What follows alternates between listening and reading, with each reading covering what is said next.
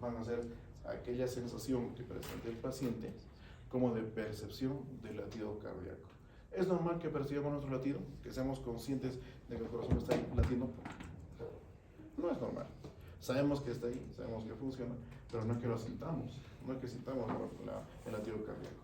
La palpitación es eso, es la percepción orgánica del latido cardíaco, que no es del todo normal. Entonces, ¿qué cosa es lo que yo debo averiguar o indagar sobre la presencia de estas palpitaciones en el paciente?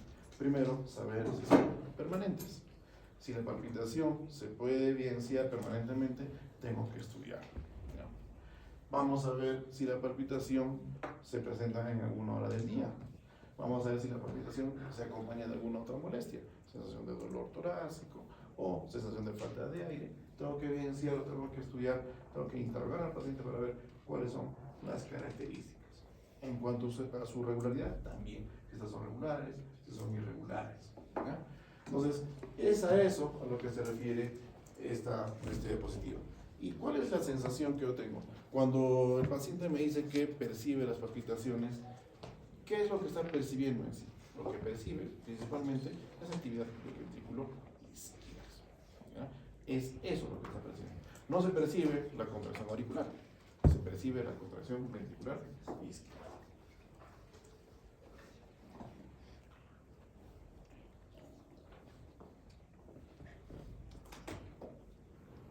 Algo importante también para tomar en cuenta que el paciente nos tiene que decir es cómo ha iniciado la percepción de esas palpitaciones. Si fue de un momento a otro, si fue de forma larvada, fue de poco en poco, si tiene algún antecedente de algún trastorno del ritmo, después de lo cual se ha manifestado la percepción de estas palpitaciones y si hay un ritmo determinado de estas, ya sea en el reposo o sea cuando se realiza ejercicio. Aquí hay que preguntarle al paciente todos los datos que nos pueda dar sobre sus palpitaciones.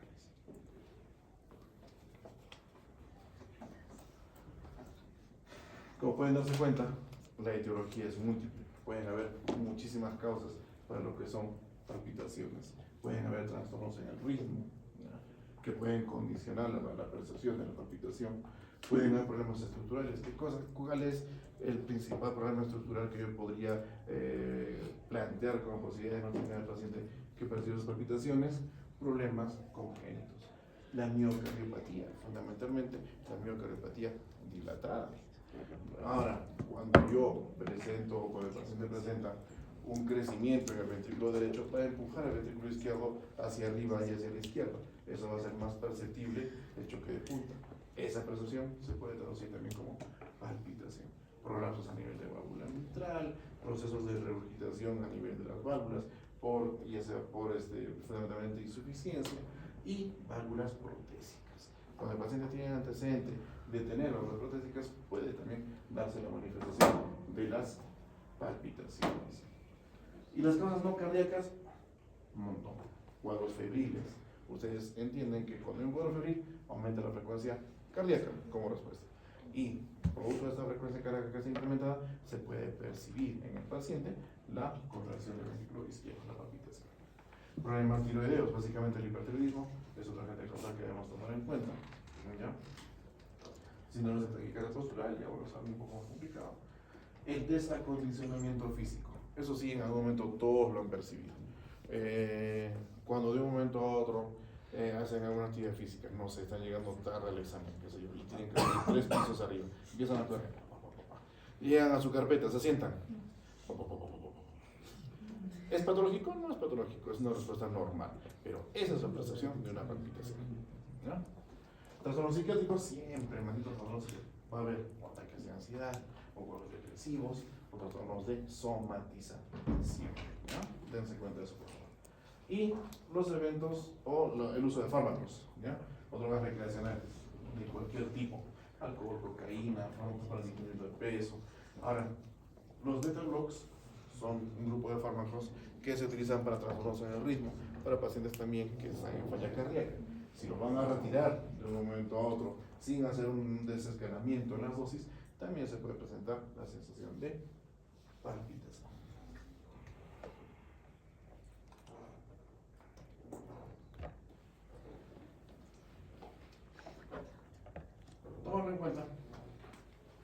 hay distintos tipos de palpitaciones que tienen formas de presentación durante el latido cardíaco y los antecedentes que esos puedan tener, ¿ya? Además de algunos síntomas asociados.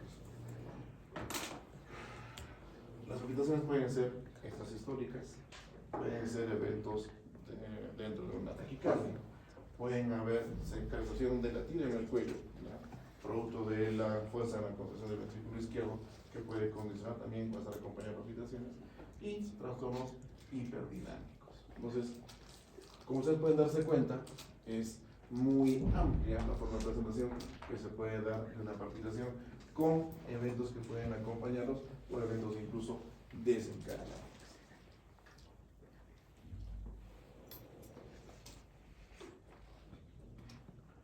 Y por último, la síncope. Síncope es una situación que es muy fácil de encontrar.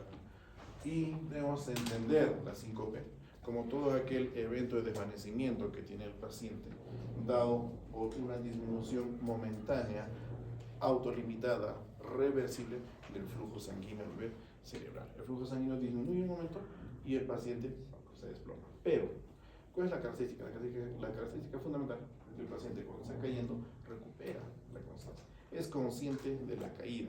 Se llega a golpear, siente el golpe, todo, pero es consciente de que ha caído. Es consciente de que ha llegado al piso por ese desvanecimiento. No hay un posictal. ¿Ya?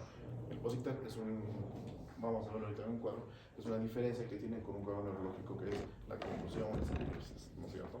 Tampoco es que el paciente tenga, por ejemplo, otra manifestación como es la relajación del esfínter. No hay eso en lo que es el síncope. Tampoco hay esa situación de olvidar el evento. El paciente es perfectamente consciente de lo que le ha pasado. No entiende qué es lo que le pasó, pero sí sabe que estaba parado y percibió la caída y nada más. ¿Ok? Entonces, solamente es eso, es disminución del flujo vascular cerebral, lo que condiciona en el paciente ese desvanecimiento, pero que es de rápida recuperación, no deja secuelas y vamos a ver algunas características que debemos tomar en cuenta. ¿Ya? Muy bien. Entonces, vamos por acá. Este es un diagnóstico diferencial de los distintos tipos de trastornos que pueden condicionar un desvanecimiento súbito. La síncope se compara con epilepsias, con las crisis transitorias isquémicas o los TIA, ¿no es cierto? Y las crisis de pánico. Entonces, son diferencias marcadas que vamos a encontrar acá. Por ejemplo, ¿va a haber convulsión en una síncope? No va a haber convulsión. ¿Ya?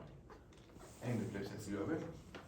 No hay en el TIA, tampoco en las crisis de pánico. Muchos van a decir, pero doctor, a mí me han dicho que cuando se da un síncope, el paciente a veces tarda en recuperarse. La recuperación en el síncope es rápida y completa. No hay secuela, no hay un posictal, como si hay en la epilepsia, porque esta sí es recuperación lenta. ¿Ok? El paciente que no conoce su evento epiléptico puede que sufra traumas importantes al momento de presentar la crisis.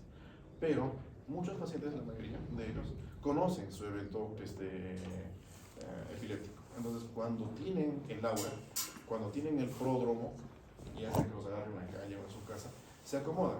Ustedes van a ver muchos pacientes, en algún momento, que agarran, se quitan la casaca, acomodan eso en la banqueta o en el piso, se acomodan en el piso y comienzan. Conocen su cuadro epiléptico. Pero en el caso del síncope, si hay algún tipo de lesión, solamente va a ser por la caída. No va a haber ningún otro tipo de lesión adicional. Doctora, ¿desea salir? Pase, adelante. O...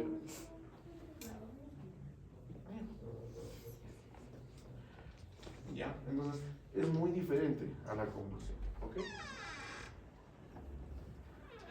¿Cuál es el pródromo que yo puedo presentar en la síncope? Principalmente la sensación de desvanecimiento, como de repente un opacamiento del campo visual. ¿Ya? Puedo percibir eso. Pero no hay en realidad un aura. No es que el paciente conozca cuando hace síncope y, uy, creo que me voy a desmayar, mejor me acomodo. No.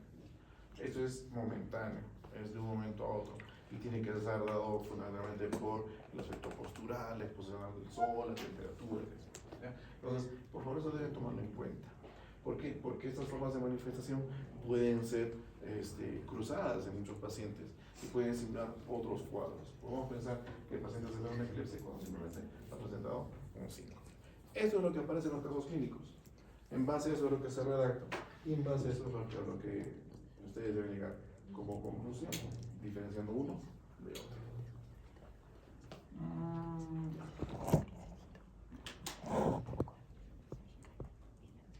Básicamente, en cuanto a lo que es el agente causal de la síncope, nosotros tenemos que tener fundamentalmente causas neuromediadas o relacionadas a lo neurológico, causas cardiogénicas y causas posturales.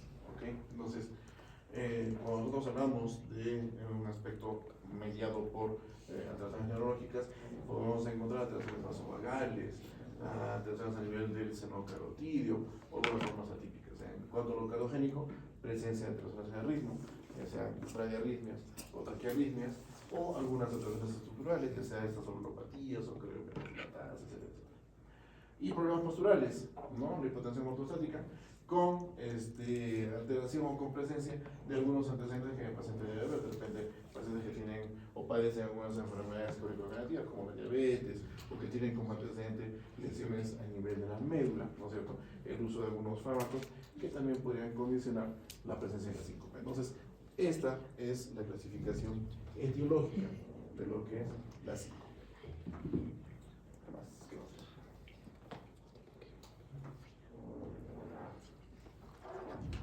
Listo. Entonces, una vez que el paciente ha presentado su síncope, su evento, debemos nosotros hacer una serie de preguntas que me ayuden a identificar qué cosa es lo que ha podido ocasionar o qué cosa es lo que ha podido ocurrir con el paciente. Primero, determinar si es la primera vez o si es frecuente que estos eventos se den en el paciente. Entonces, hay que indagar un poco más al respecto. ¿Cuánto tiempo ha durado? Hay que tomar en cuenta que no debe durar mucho tiempo. Es una recuperación rápida, es el concepto. Entonces, esto tiene que superarse lo más pronto posible. ¿Cuáles son las circunstancias en las cuales se ha dado la síncope? Tengo que indagar en qué situación estaba el paciente, dónde se encontraba, para determinar cuál es el posible agente que puede condicionar el desencadenante de la síncope. Si es que ha habido alguna percepción, algún síntoma asociado, algún pródromo o alguna percepción que el paciente ha tenido antes del evento, tiene que ser descrito acá. Ojo, no como un aura, no como un pródromo en sí, como es en la epilepsia, sino como un evento instantáneo, algo rápido que el paciente pudo haber percibido antes de que se dé el evento. Y los antecedentes personales, si es que de repente hay consumo de algún tipo de fármaco, si hay algún antecedente de cardiopatías o problemas neurológicos, ¿ya? Hay que tomar en cuenta siempre esos datos a momento de hacer o indagar algo más sobre el paciente con respecto a su evento de síncope. Muy bien. ¿Alguna pregunta? ¿Algo que no haya quedado claro? Esto es importante.